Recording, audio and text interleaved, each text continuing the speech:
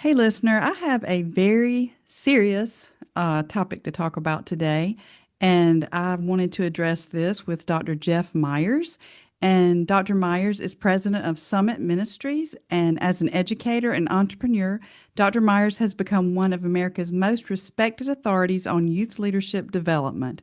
Focus on the Family's founder, Dr. James Dobson, referred to him as a very gifted and inspirational leader, and evangelist Josh McDowell called him a man who is 100%, excuse me, sold out to preparing the next generation to reflect the character of Christ in the culture. So I just wanted to let the listeners know that we have a very qualified guest to talk about gender confusion today. So welcome to the podcast, Dr. Myers. Thanks, Carol. It's great to be with you.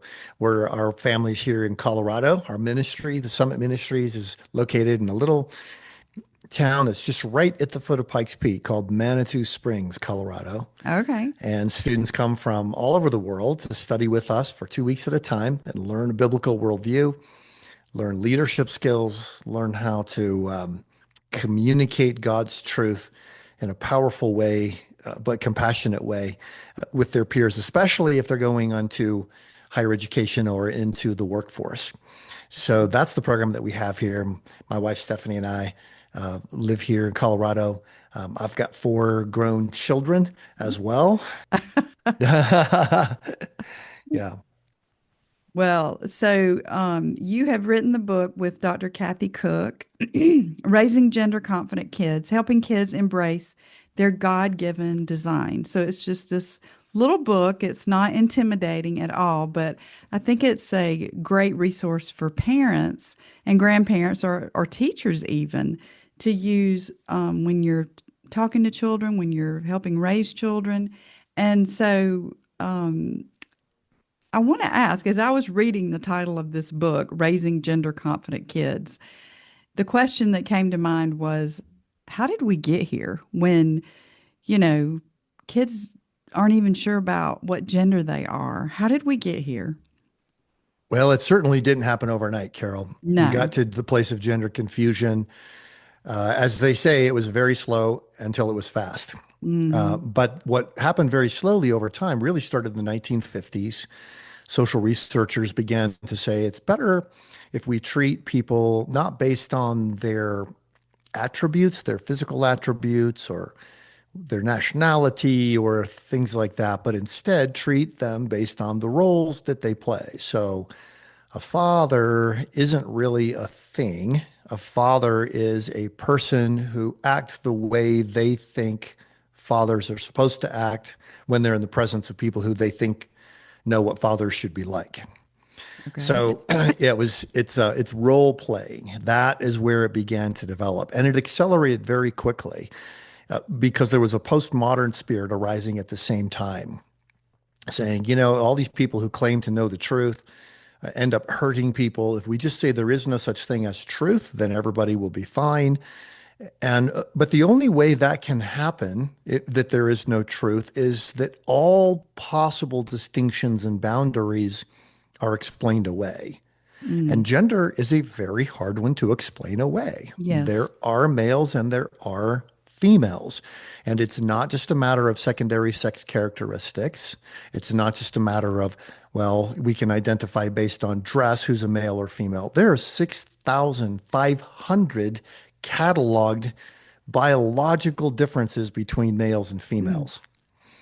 But if the postmodern worldview and this idea of role playing is to succeed, then ultimately you have to somehow get rid of that Mm. distinction. Yeah. And the way people tried to get rid of the distinction is by saying that gender flows on a spectrum. So at one end, you have extreme masculinity, and the other end, you have extreme femininity. Think G.I. Joe and Barbie. Yeah. And since none of us are either of those, then we're all more toward the middle. We are non binary.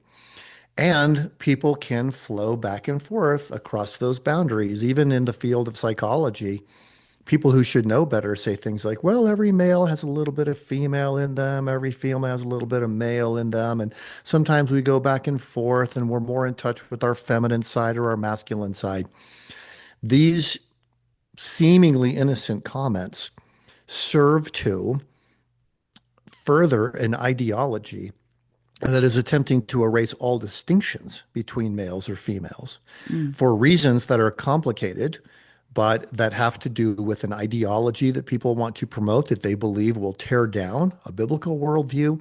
It has to do with making lots and lots of money out of gender confusion and generally just this tendency of, we're going to show how smart we are by destroying all distinctions between things mm. because we'll all be better off if we live in a state of confusion. And unfortunately, as in every situation when the society begins to collapse, it narrows its and focuses its attacks on kids. Mm. The most innocent ones.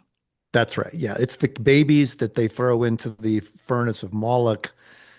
It's the babies who are aborted. It's always the attacks on children that are the indication. When a society moves from protecting children Yeah. to using them as tools for propagandistic ideology, then we're in real trouble. Yeah.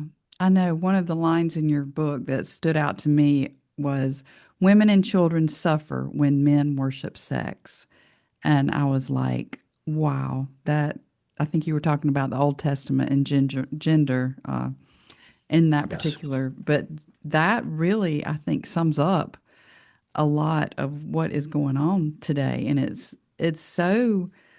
um, it's so disturbing. And I remember years ago, I don't know, well, it hadn't been that many years ago, maybe 15 years ago, I would listen to Focus on the Family all the time. And, before you had podcasts that you listened to. And one of the things that he would talk about was truth and how the world was just turning things upside down. Like, and he used the example of, you have to have real truth. There has to be a hard line of this is true and this is not true because and he would use the example of gravity. Like, okay, gravity, that's a true thing because if you didn't acknowledge it, it doesn't matter if you didn't acknowledge it, you're going to fall regardless. So, but back Yeah. then, I remember listening to all these thinking, I can't imagine it. I mean, I can see some people maybe struggling with that, but now it is so, it has just infiltrated our culture to where nobody seems to know what truth is anymore. And it is very scary to think where, if we don't get a handle on this, where this next generation is going to go if they don't learn what truth is and that there is truth.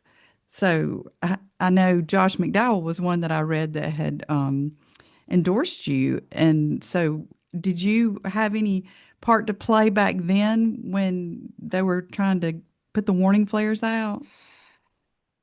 I was involved. So at that time, I was a professor Uh-huh. and a business owner, and then later came to be the president of Summit Ministries. So right about that time is when I began my work at Summit Ministries in earnest, equipping and supporting the rising generation. And we want them to embrace God's truth. We want them to champion a biblical worldview.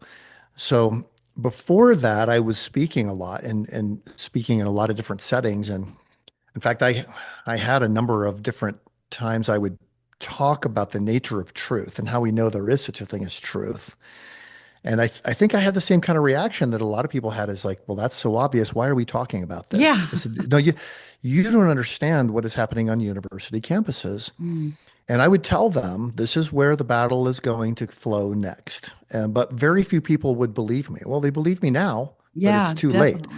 Yeah. So yeah, so now we're doing a lot of repair work, but that's why this book, Raising Gender Confident Kids, is so important, I think, because it helps parents play offense rather than defense. Mm. How do you help raise your children to be confident in the way God made them rather than go into crisis mode because they come home from school one day and say, I think I'm a girl born, but in a boy's body or something like that. But in any situation, I just want parents to know we can help raise confident kids. We can help them be resilient. And the book has about 200 different conversation starters on every imaginable topic related to gender, Wow. including the toughest questions that our society is trying to find answers to. And by the way, Carol, people can just go to genderconfidentkids.com. You can download that book. You can find out how to get the book for free Mm. on that website, genderconfidentkids.com. And you'll see the other resources there as well that our team has put together and made available for parents. Yeah, that's awesome. Because I heard that you said somebody donated so you could give this book away to people. I mean, I think like churches and youth groups and, you know, even homeschoolers, well, I mean, a lot of kids need this. A lot of parents need this too. So, Yeah, yeah. And a lot of groups are doing that. Now, when the groups get in touch and say, I want a bunch of copies, send me a case. And we say, well, I will give you one, but if you're going to get a case, you need to pay it forward right, somehow to, right. to I get it to other understand that. people. Yeah. Yeah. Yeah. So I feel like maybe all of this stemmed from our children not wanting our children to experience any discomfort. And I know it's hard as a parent. You hate to spank or discipline or take away things that are, important to them. But as you're raising them, you start to realize, hey, if I don't start doing this, this kid's going to get out of control because they need to know there are consequences. Because when they get out from under your roof, they're going to suffer those consequences. So, but why do you think that because of the not wanting to experience discomfort, this seems to have been sort of a part that played into the gender confusion and the, transgender issue. I think that's a really perceptive observation. It's a perfect storm of a lot of things, but parenting style is changing. People have gotten to the place where they are focused more on their children being happy than they Mm, are on their children being healthy. mm, So if your child doesn't want to ever eat anything except macaroni and chicken nuggets, then you give them macaroni and chicken nuggets and hope that someday they'll change their mind. yeah. Or if they don't like doing their homework, then instead of helping them learn to dig in and do it, you call up the teacher and complain about how much homework there is. We've moved from people being helicopter parents, that's a term that was used maybe 10 years or Mhm. so ago, to now parents being what we call lawnmower or even snowplow parents. They trying to go ahead of their child and remove every single obstacle that might cause the slightest bit of unhappiness. The problem is that happiness is subjective. Healthiness is not subjective. You can know Mhm. when a child is healthy. You can know when they're physically healthy, emotionally healthy, spiritually healthy. But happiness, ah, that changes 100 times a day. So if you're always just trying to chase your child's happiness, then you can expect that they won't feel that home is a safe place to address difficult issues like gender because they don't want to make you unhappy, right? Yeah. Yeah. That makes sense. I mean, if they know that that's something that you would struggle with, Yeah, kids um, tell us all the time. I don't if I think what I'm saying is going to make my parent displeased, I don't want to see their face. mm, I don't. It just stresses me out too much. And so a lot of times parents don't know what's really going on in the hearts of their children because all they're trying to do is just keep the peace all of the time rather than deal with it. And listen, I'm a parent. I know exactly how that feels. You don't want your kids to be hurt. You no. don't want your kids to be bullied. At some point, we want to help our children not just say, look, oh, this culture's out there is terrible. You need to ignore it as much as you possibly can, but to say, God designed you the way he did on purpose, and this is a good design. And here are some ways that you can begin to live out the design that God has given to you. Yeah, that's really good. There's something I was looking up. I was just curious before the interview that I was curious if there were more men that transitioned to women or women that transitioned to men. Mhm. And and I'm not sure which study, I think it was a psychology website, but it said 2 to 4 times more men transition to women than women to men. And I know I'm just throwing this at you, but do you have any insight into why that would be? Well, initially, the transgender community was made up almost completely of men. Mm, And it was men who, and I've worked with many of these young men, they don't like their body. They compare themselves to others, say star athletes and things like that, and they feel uncomfortable in their body. They might be, maybe a little not as athletic, not as healthy, not as comfortable socially, and so they get teased. And then that teasing sometimes leads them in the wrong direction, or it could be early exposure to sexual activity, early exposure to pornography, early exposure to some kind of a sexual perversion, even early sexual abuse can happen. And I'm not saying that every boy who says, I think I'm a girl trapped in a boy's body has been sexually abused, but there's something that the child was traumatized by Mm-hmm. that caused them at some point in time to think what these transgender people say makes a lot of sense to me. It helps me make sense of the confusions that I feel. What really came when transgenderism really came on the radar, though, is when the rates of young women who began to identify as transgender, and that's how I put it, that they identify as, because it is an identity issue. It's not a sexuality issue. The the young number of young women who identified as transgender began to skyrocket. And Lisa Littman, back in 2018, did a study of these young women and found that two-thirds of the young women who wanted to transition to be a different gender than that God created them with, two-thirds of them said that they had an overwhelming use of social media. So she Mm. began to then look at what's going on in social media. And, a lot of parents use Facebook. They don't know, the kids are not using Facebook. They're using Instagram, they're using TikTok, some other things, some other platforms that are starting to emerge. But I'd say those two primarily. And if you look at TikTok, for example, before we wrote the book, we just asked, how many views have there been of transgender videos on TikTok? And the answer was more than a billion, Oh more gosh. than a billion views. So people all over the world are watching these videos of young women who cut off healthy breasts and Mm. say that they're happy and all these different things. And they began to believe the propaganda that was coming through social media. Doctors played into this as well. What they did not know is that the standards of care for transgender health were designed by an activist group made up of people who are pro transgender, not Mm. medical professionals who are trying to help people, but people who wanted to promote that agenda. All of that has been exposed, and WPATH is what it's called. The World Professional Association of Transgender Health has now been discredited, but tens of thousands of kids have been permanently damaged in the process. That is so, so disturbing that, I mean, I know we've talked about this, but like, how do we get to the point? Because, like, even 5 or 7 years ago, I wouldn't think that we would be where we are now because, gosh, what, in the last several, I don't know, 3 years, maybe less than that, I remember the big thing in the news was define a woman. And Yeah. there were, these people that are high up in government were like, oh, well, we can't really define a woman. And it's like, it's really a very simple question to answer. And yet you're standing in front of, on national TV saying that I don't know how to define a woman. So, like, there has to be an agenda. I know there's these groups, but where do you think? I mean, it has to be pushed in order for this to be. I mean, it's in our schools. It's, these doctors that are the ones that are promoting and pushing these things. So, how did we get to that point?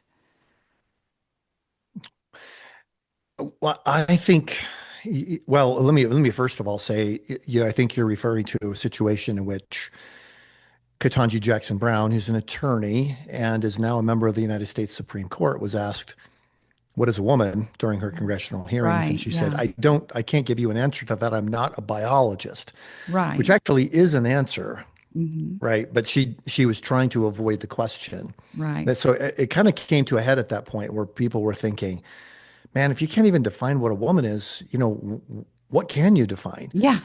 And the entire point of the transgender movement is that's exactly right. We don't want you to be able to define anything Mm. because that way we can say there are 65 different genders rather than two. and you'll have to believe us, and you'll have to organize all of your life around accommodating those of us who say we believe that. It's kind of a control mechanism, it's a narcissism, it comes from a sickness. Virtually every young person who struggles with transgenderism has had some kind of a childhood trauma, at least all the ones I've worked with, Hmm. and that's unresolved. So there's all of this stuff that goes into it. Well, where's the focal point of it? Well, it's going to be the schools because virtually every kid in this country is going to a school at some point every week. Hmm. Now, the school administration has grown, and it's not so much an issue with teachers, I don't think. I mean, more than half the schools in the United States of America teach transgender ideology in some form or another.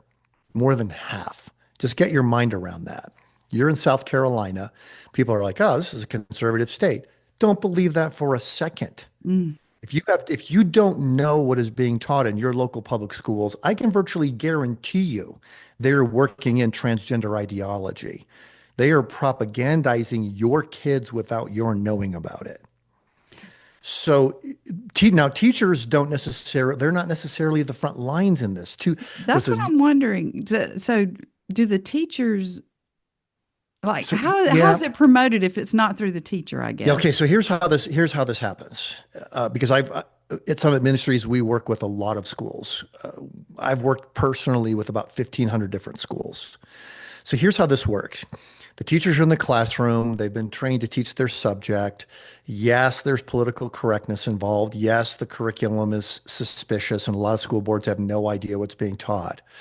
But they are trying to stay focused on the things they have to teach kids. They don't want to be social workers, but they know their kids coming to class with problems that they aren't being resolved at home, and it affects the school, it affects the other students in the class, it affects the teachers. So teachers are busy and overwhelmed. So what happened? Because two-thirds of teachers in one teacher union survey said they don't think that it is appropriate to teach gender ideology to elementary students. Mm. Two-thirds. Yeah, that's a Only lot. only 5% of the teachers said they thought it was an appropriate thing to do. So, where's the disconnect? Um, Probably 15 or 20 years ago, there was a movement to dramatically increase the number of people who work in the school administration. Mm.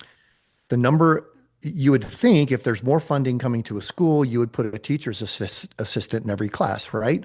Wouldn't Yeah. that make sense? Yes. Because if the burden is on the teachers, then you give them a helper. Right. And teachers who have a helper, they can help with grading, they can help with student discipline, they can take a child who's struggling to get a lesson and take them aside and help them. It would make perfect sense, but that's Right. not the direction schools went. They doubled the number of administrators. They doubled the number of Yeah, I administrators. mean, it's so top heavy. Yes. So what happens? What do these administrators do? They do things like DEI. They do things like what are the social agendas that we want to get into our classroom so that we produce the kinds of students that we think as progressives should be produced. This is I'm describing their thinking. Hmm. And so they say, okay, every teacher now, if you have to ask your children every day, what is your gender identity today? What are your pronouns for today? And then you have to respect that. And it's just this weird movement from liberalism, which did at least acknowledge free speech and did try to focus on at least giving kids an education, to Hmm. progressivism, which says that the only purpose of education is to result in an outcome of a progressing kind of society. It's progressing in the direction we think it should go toward communism or, the breaking down of patriarchal structures or the destruction of Christianity or whatever it happens to be. Hmm. So then they throw the teachers into the mix and make them the front line. Well, teachers just aren't prepared for it. And they'll do it. But So they teachers, do ask, I mean, is that they common? do. Oh yeah, in half the schools in this country, the teachers ask, "What are your pronouns?" And that's not the only way they teach gender ideology. They teach children the gender spectrum. Instead of teaching them that they're males and that there's a spectrum of males from very, very masculine to not as masculine. And then there's a spectrum of females from very, very feminine to tomboyish. They teach them that everybody falls along this one spectrum.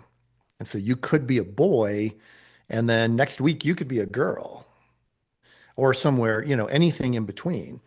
And they're literally now on the list 65 different genders that Mm. have been identified. And most of this stuff is just it's just made up completely whole cloth. It's just people saying, well, I don't really identify as a male or a female. I'm pansexual or I'm two-spirit or whatever it happens to be.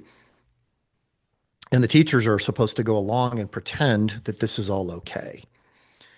What they should be doing, in my view, is identifying that certain children are deeply disturbed, probably for reasons that relate to some kind of a childhood trauma, and then working with the parents to try to help find help.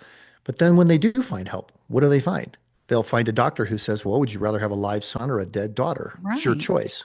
We're going to put them on puberty blockers, and then we're going to move them into cross-sex hormones. Well, at that point, the child is almost 100% certain to be sterilized That is the rest awful. of their lives.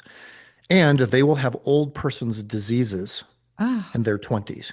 Their wow. teeth will fall out, their bones will break through osteoporosis because you're giving them these off-label uses of these drugs. It's extraordinarily profitable for pharmaceutical companies to do this. And I mean, I know this isn't the direction you necessarily wanted to go with the show, but just to give you an example, there's a really significant, important drug that is used for men who have prostate cancer. It's called Lupron or Lupricide. Mhm. And this Lupron drug helps slow down testosterone production, which slows down the cancer cell production in the men's bodies and helps save their lives.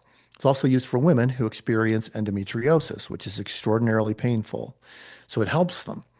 Well, the off-label use is to use this as a puberty blocker for children. And the cost of treatment can be up to $35,000 a year. Mm. Well, who's going to pay for that? Yeah. Well, believe it or not, the standards of care, when the doctors look back and say, what are the standards of care? I have no idea what to do with this kid. They'll say, well, the standards of care, the World Professional Association of Transgender Health says that such treatments are medically necessary. Oh, okay. So if it's medically necessary and I put that on the form, then the insurance company has to pay for it. Mm. So Gosh. now all of society ends up having to pay for Yeah. these people who are being given a treatment that has now been proven to worsen their confusion rather than deal with the core underlying issues of identity that children struggle with. Yeah, that is so, again, so disturbing to hear. And I do think money plays a lot into a lot of this, the pharmaceuticals, and it's just all Yeah. throughout our healthcare. I could go Yeah. on a whole tangent with that, but I interviewed Erin Lee, whose daughter was invited to an after school, quote unquote, art program. Turned out it wasn't an art program. She was just there to try to make friends. She was having a hard time making friends. Oh, you can make friends at this group. And during that program, they didn't do art. They told the children, here's a gender spectrum. Where do you fall in the gender spectrum? Oh, congratulations, you're transgender. Let's celebrate you. And then they would give them all of these stickers and things like that. And the daughter came home, said to her dad, I finally found out what's wrong with me. I'm transgender and I'm celebrating this. Well, she spiraled into a year of depression and so forth. And Erin says she believes there's actually a school to clinic pipeline that the groups who come in to try to indoctrinate children about transgender are serving the interests of these gender clinics, of which there are 300 in the United States of America. oh my goodness. So, how old was this girl? She was a middle school kid. Think she was in eighth grade, maybe God. seventh grade at the time. Mm. Took a whole year for her to finally come out of the indoctrination that took and the depression that came from that uh, just within a 145-minute after school program. That is That's how so, evil this is. I mean, just that little bit of a parent not understanding where their child was going that is terrible. And Yeah. again, it's very frightening.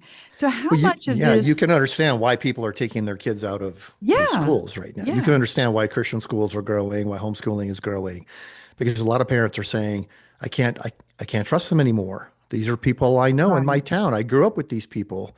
They went off to college, got their education degree, came back and now they're going to attack my values right. in the school. I'm not putting up with that.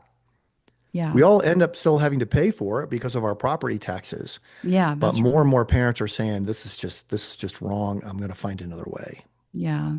So, how much of it do you think is peer pressure as opposed to like people who truly have I believe it's gender dysphoria? Gender Is that the, dysphoria. Yeah. yeah, Yeah. Almost all of it's peer pressure. I have now Summit Ministries, we're equipping students with a biblical worldview, leadership skills. We're talking about apologetics. So this is not the main thing that we do. However, right.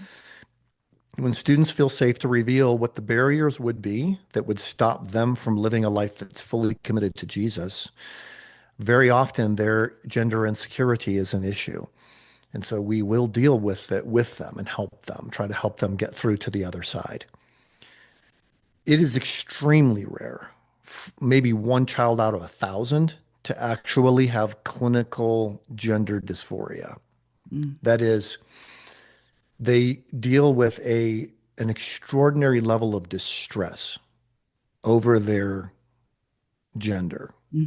They just like it's almost like they feel like they're not at home in their own body.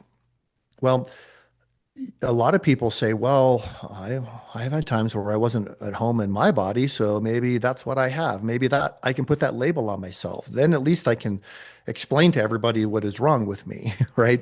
Yeah, That's kind of how people think. And adults do this all the time too. I'm not feeling great. I'm going to go on the internet. Yeah. Wow, look at that. I've got all those symptoms. I'm actually this. And yeah, you sometimes and initially you feel like, okay, I've got a label for myself, so now I'm better. It almost always makes things worse mm, because you're trying to self-diagnose. Then you end up acting in a way that's contrary to what you really need, which is to find a pathway to health. And anyway, so this is what's happening with kids. So they get stuck into this agenda. Weirdly in society, it's becoming a bigger and bigger deal to talk about transgenderism. People fight over boys and girls' locker rooms and things like that. yeah. The level of interest of young people in identifying as transgender seems to have leveled off, Well, and it that's may actually be decreasing, which is another indication to me that this was just some sort of a weird fad mm, for a lot of people. And as soon as that label that you've taken on yourself no longer gets you the attention that you want, or as soon as you get to the place where you think that label no longer really helps me feel better about myself, then you kind of abandon it and go on to the next thing. That doesn't necessarily mean that kids are becoming more healthy. It just means that they're just kind of getting bored with all of this, gender unicorn, sparkle boy stuff. mm. So before we end right here, I want to ask you two questions. So if a parent's listening and they have young children and they are concerned about this and want to help prevent their child from falling victim to this, or if there's a parent out there who has a child who is being influenced, maybe has even come to them and said, "Hey, I'm having some confusion. I think I might be dealing with this." How would you answer those questions? I'd like to treat each of those questions separately because it's Right. going to probably be a very different approach. Hmm. And before I give either one of these answers, I want to say if you're a parent and you're thinking, oh my word, I'm so behind on this, don't beat yourself up over this. Just, you're responsible for what you know when you know it. And we're all trying to do the best we can. So don't beat yourself up over what you didn't do in the past. Just set your face toward doing things a new way in the future. Hmm. So for parents who want to help build up their children so that they don't struggle with their gender, there are several things. I think one part of it is helping them feel comfortable being uncomfortable. Say, son or daughter, you're going to have times in your life where you feel uncomfortable, and that is normal. If you're preparing for a sport, if your coach is not making you feel uncomfortable with your current level of physical fitness, then your coach is not helping you prepare for the real battles that are going to come. Mm, So you're going to have some discomfort. There's a difference between the kind of pain that comes from good hard training and the pain that comes from overtraining. You'd have to be discerning about that. But right. definitely we need to be help our children become comfortable being uncomfortable. That usually happens during puberty. So having that, the talk with your child about sex now think should include things like, there are a lot of people who get very confused. They get so confused that they think they might actually be born in the wrong body. And that's a very cruel thing for people to say to one another. And we don't want to treat people like that with cruelty. We want to be kind, but but I want you to know that God made you as a boy or a girl on purpose. Mm, And tomboys are girls, right. and boys who play the flute are boys.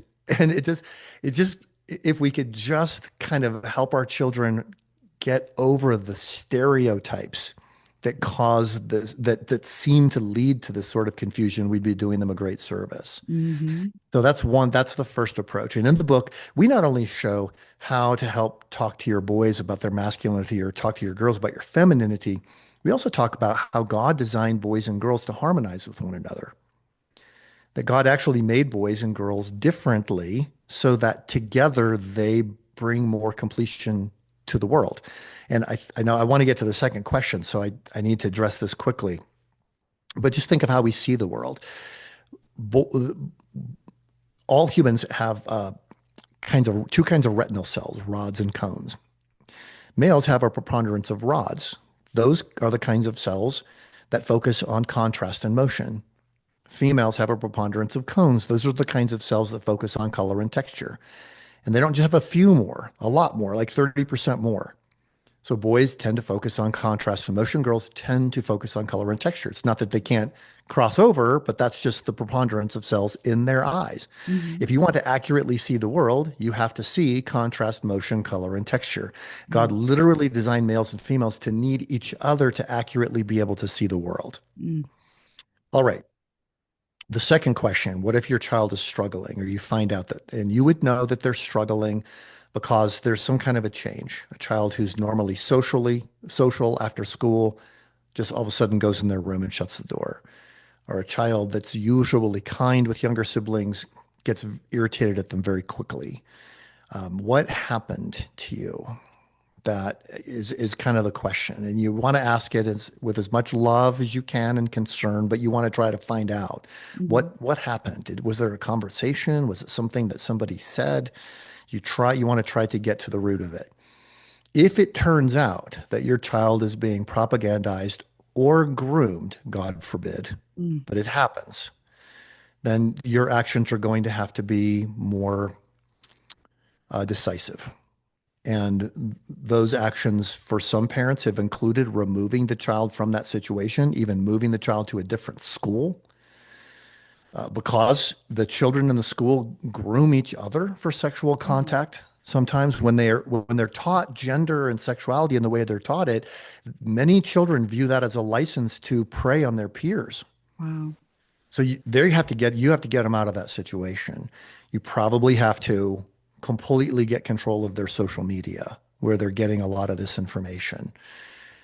Help them find a new friend group. And there might even be the need for a Christian counselor. But you got to find out before you go to a Christian therapist on this. If my child is struggling with gender identity, how are you going to treat that? Are you just going to Yeah. say that whatever they feel is true, or are you going to actually, help them learn to identify the way God designed them? Right. Right.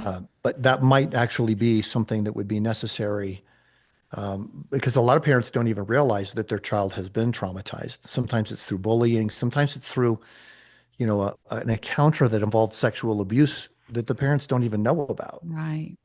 So you can't just let it go. You've got to somehow deal with it. And if you think, oh, this might be something coming down the pike for our family, well, just go to genderconfidentkids.com. I'll just give you a copy of the book, and you Mm, can read it, look through the conversation starters, look through the frequently asked questions at the end. We took the 24 hardest questions we've ever been asked about transgender, put down the answers to those questions, and see if that might help you figure out with some clarity how you can best help your child become healthy and strong and gender confident. And one thing that I wanted to mention that we were talking about before, you said that as far as like parental rights and things that parents can do, there's a podcast called The Truth Changes Everything. Yeah, And so you, that's yes. Yeah, yeah. I'm sorry to interrupt. no, that's fine. You were going to send me a link that I can share with the audience with Yes, that. you can share that link. I emailed that link to you. My show is called Truth Changes Everything. And I Okay. interviewed a guest named Erin Lee. She is the one I mentioned earlier whose daughter went to the so-called art class after school and was propagandized into transgenderism.